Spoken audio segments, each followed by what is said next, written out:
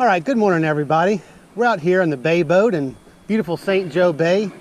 And what I want to do today is kind of go over as broad of a range of artificials as I can to see what catches fish, whether that's top waters, soft plastics, hard baits, suspending baits. Try to use as many of those as I can.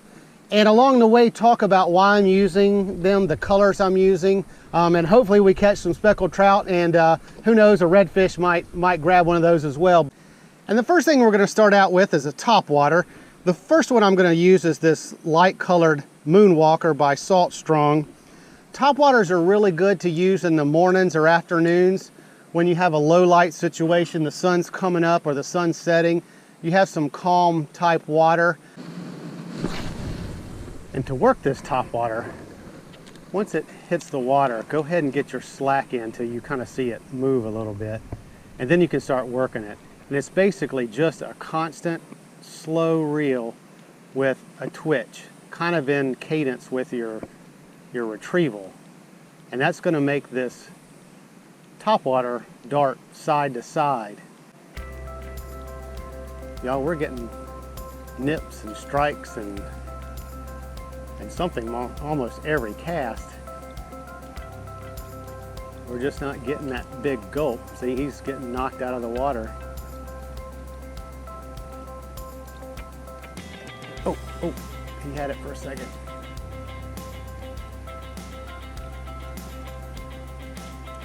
Well, right there at the boat, getting.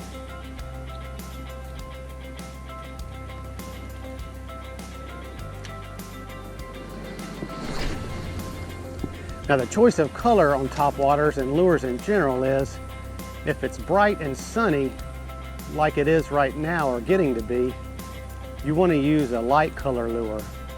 And if it's overcast, you're going to want to use a darker color. So if you have darker skies, it's low light, the reason you want to have a darker type lure is that's going to contrast more with that low light than a bright one would. So when it's light and clear water and bright, obviously they can see better. So you're also going to kind of think about, what am I throwing out there that looks more like what we see out here and what they're feeding on already, because they can see it. All right, so water's getting a little more choppy. Wind's picking up a little bit, sun's coming up, so I'm going to go ahead and switch to something else. I'm going to go ahead and start with a paddle tail, which will go to the bottom. This is a Salt Strong Slam Shady, and this is an 1/8 ounce weedless type hook. And so what the idea of this is, it's going to dive to the bottom, and we're going to pop it up, and it's going to come up and down. Its tail will have some action as it falls. But what I like to use is a little bit of scent. Now this is a Salt Strong product, exclusively made by Dr. Juice for Salt Strong, but it's their saltwater slam flavor, I guess I should say. So if you just put a little squirt on that, this stuff, as you can maybe even see the oil on the water, very sticky stuff. It'll stay on this lure.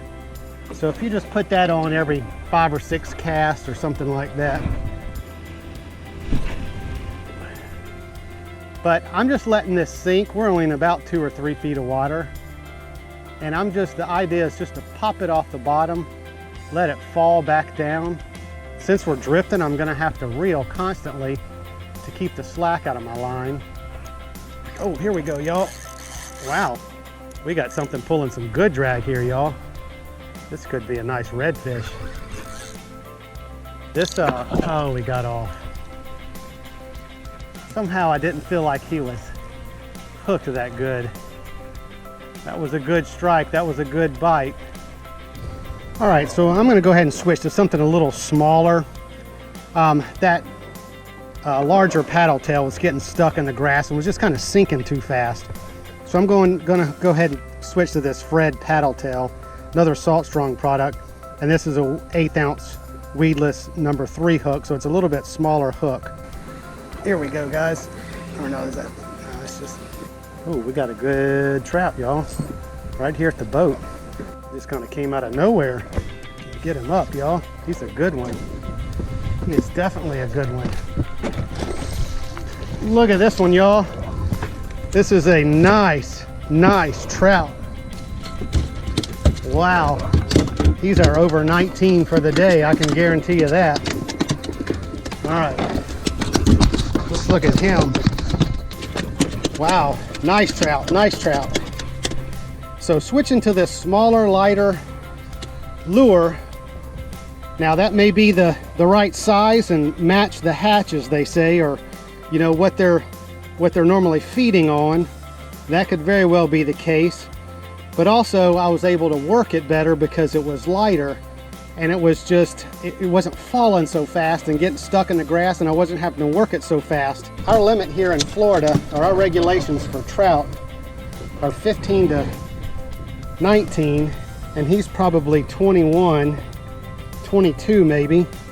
I can't tell because this ice chest only goes to 20, so let's measure him on the big ice chest and see what we get. Very tip of the tail, yeah, he's just a touch over 21. We could maybe squeeze him and make him 21 and a half, but nonetheless, he's our trout. So we get to keep this one trout over 19 inches.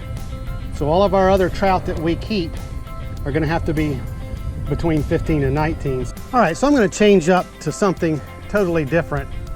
I'm gonna pull out the popping cork, and then I've got this DOA shrimp at the bottom. I've caught quite a bit of fish with this setup before. I haven't been using it recently because I've just been using live shrimp underneath this popping cork, but we're in a little bit deeper water. With that depth of water, you know, we'll have, you know, this line will sink down and be able to pop up and have some room for this to work. But also with the water being a little more choppy, you know, this popping cork can help kind of bring the fish to this shrimp. And you're gonna work this just like you would a live shrimp. Maybe a little bit more since it's, you know, it's artificial. But just reel in your slack, make sure you have a tight line, and then just give it a pop every so often. Oh, got him, y'all. Not sure if he's a keeper, but we got him. I'm just gonna go ahead and boat flip him. Whoa!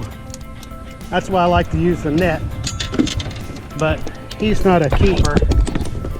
Let's get you back, little buddy. Sorry about that. Didn't mean to Evel Knievel you, but he's a nice little 8-inch trout or something like that. But let's go ahead and get you back, buddy. I'm gonna switch to a MirrOlure Catch 2000 hard bait. We may be a little too shallow for it, but we'll give it a shot. It's kind of a slow diving, but it does dive, and so you've got to be careful that you don't let it get to the grass, because with all these treble hooks, you know, it's going to snag really easily. So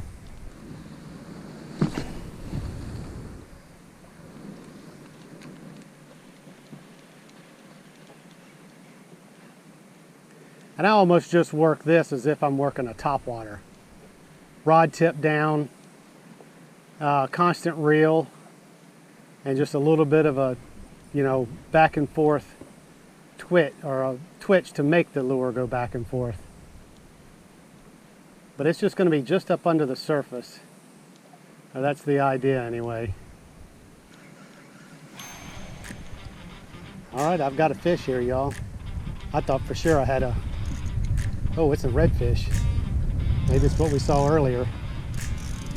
I thought for sure I had some grass, y'all. It was just, oh, he's taking out some good drag. Oh no, that's a big trout, the way it's shaking its head. I don't know, y'all. I hope it's one of the two. We've got a good one, y'all. This is a good one. Let's see if we can get him up. If it's a trout, it's a monster. I suspect it's a redfish, but came to the surface a couple times and shook its head, just like a trout does. Let's see, where are we going, trout? Redfish, whatever you are. That's a redfish. It's a good redfish. All right, y'all. I got him. This is a nice redfish, y'all. He may be too big to keep. Look at this redfish, y'all. Let's get this lure out. Look at this redfish, y'all. He doesn't even really have any spots. This is unusual. Look, it's just a faint spot on that side and a faint spot on this side. Wow. Look at this redfish. Nice redfish. Well, let's get a measurement on him. All right, y'all. He is just shy of 27. And we'd have to throw him back if he was above 27. So he made it by about a ½ inch of being able to keep him. So we're gonna put this guy in the box. I just wanna show you that spotless redfish again. Like I said, it's just a faint one right there and a faint one right here. I've never seen a redfish without a dot, and I guess that counts as a dot, but that's a good redfish. All right, so we're a little deeper again. So let's switch back to this pop and cork DOA shrimp setup.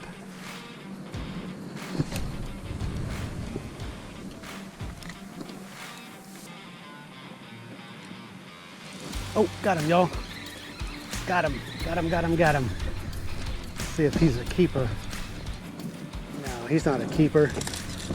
There again, we're getting, just as well got off.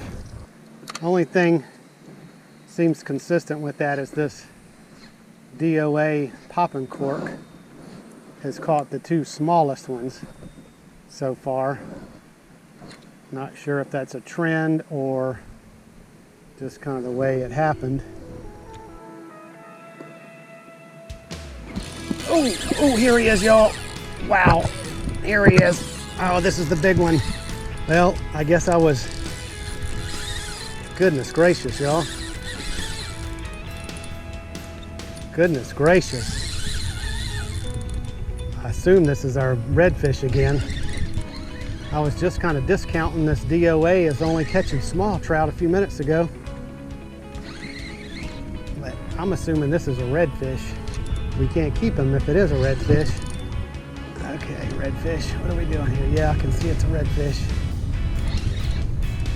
Another good one. Sorry, Mr. DOA. I didn't mean to disrespect you saying you only caught little trout. You've proved me wrong here. I don't think he's quite as big as the other one, but he sure put on a good drag pull there at the beginning. Let's just go ahead and, well, we better should use the net. All right, y'all. Look at this one, another big redfish. Look at this, y'all. All right, y'all. So he was 25.5. Nice looking redfish. Nice looking redfish. So we're gonna go ahead and put him back. We can't keep him. We can only keep one in my part of Florida. So let's go ahead and get him safely back. There he goes. Thank you, Mr. Redfish. That was a fun show you did for us. Wow. Well, like I said, that DOA has caught small trout as well as a nice redfish.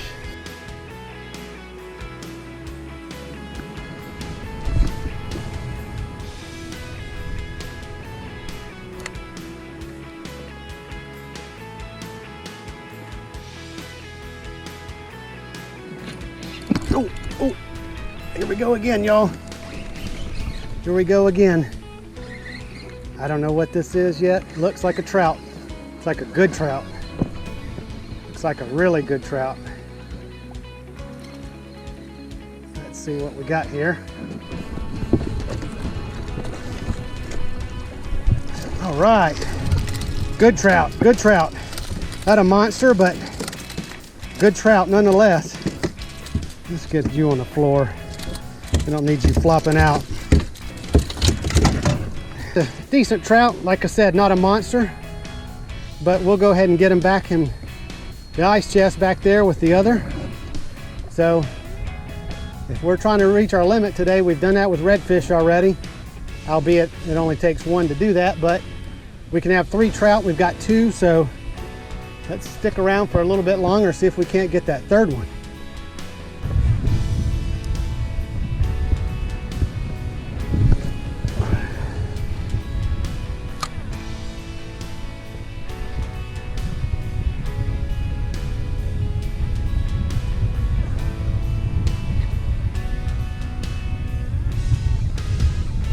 Oh, wow, y'all, here he is. Wow, he just came and snatched this one. Oh, that's a good trout. This is a good trout. We can keep him on. We've got our 3rd keeper. We coming to this side, trout? Yeah, he's a good one. Yeah, he's a good one. Or is that a redfish? Nope, big trout. Big trout, big trout, big trout. All right, oh man, he jumped out of the net. All right. Man, he jumped out of the net. About to say he almost did. He did. We had to get him back. Wow, look at the nice purplish color on top here with this trout, y'all. Look at that. You see it in the sun. All right. Boy, he's 19, just maybe a shy under. So if he was any bigger, we wouldn't get to keep him. So that's a beautiful trout. Nice yellow mouth. All right, well, let's get him in the box. All right, well, we got our limit on trout, limit on redfish. The wind's kind of starting to pick up, so we're gonna go ahead and head on back to the house and we'll see you there.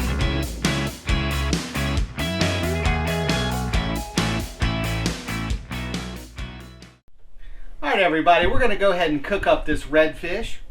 What we're gonna be doing tonight is Parmesan crusted redfish. Now, we've done a similar recipe with red snapper before, but never with redfish, so we're gonna give that a shot. But it's only a couple step process recipe. So basically what we're going to do is we're going to create a little egg wash with a little parsley and a little garlic. And then we're going to egg wash the fish with that, coat it with Panko breadcrumbs, and then put a little Parmesan cheese on top, and then stick it in the oven for about 20 minutes. And that's really it. So you really only have one cooking vessel to clean up when you're done, and I've even put some tinfoil on top of it. So I've sprayed it down with some cooking spray to keep it from sticking. But what we're going to go ahead and do first is we're going to make our egg wash, and this recipe calls for about 2 cloves of garlic. Now, as you've seen me use in my recipes before, we like this minced garlic in a jar. This is just so much easier.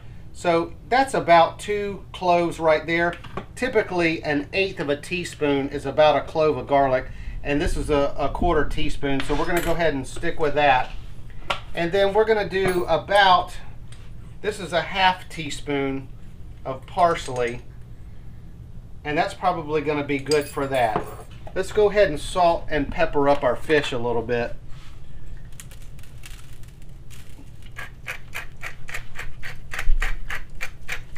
Whisk up our egg and garlic and parsley here. Now you could put this in a bowl and kind of work your fish into it, but this is such a big fillet. I'm just going to go ahead and kind of use this basting brush to just kind of get it all over, doing both sides. All right, now once we've got that done, I'm going to go ahead and transfer to this Panko breadcrumb. This is where you're going to get your good crunch from. All right, now I'm going to go ahead and just transfer this to our pan that we're going to put in the oven. Do a quick hand wash. Now we're just going to put, just kind of coat our top with the Parmesan cheese.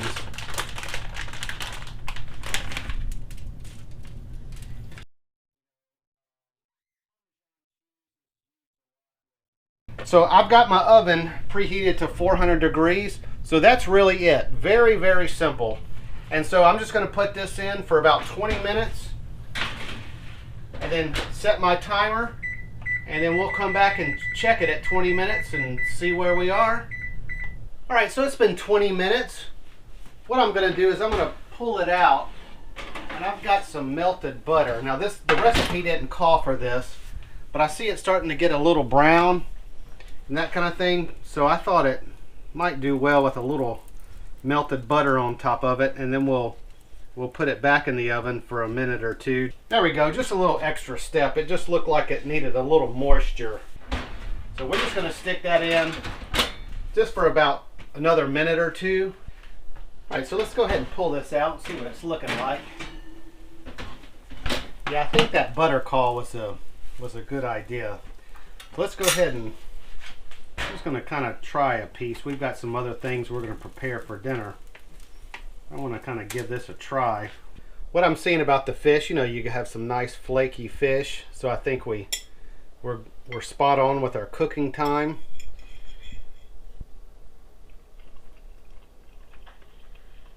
Y'all, that's really good. Now, like I said, this is the first time we've done this. The Panko breadcrumbs, you know, give you that crunch, as well as the Parmesan is crunched up, but I really like that butter. I think that was a good call. A lot of times you don't see cheese paired with fish, but this is very, very nice. All right, so we're going to go ahead and close out this video. If you enjoyed this episode where I got out on the water today and exclusively fished artificials, showing everybody what I did and when I did it, what colors I was using, I would certainly appreciate if you hit that subscribe button and leave a comment. I would love to hear what your favorite lures are or what you like to use in certain situations. And I know our other viewers would like to hear that as well, so that they could take that information with them and use that as well. And as always, I'll leave this recipe down in the description so you can make this for yourself. So until next time, I hope to see you on another episode of Forgotten Coast Fishing.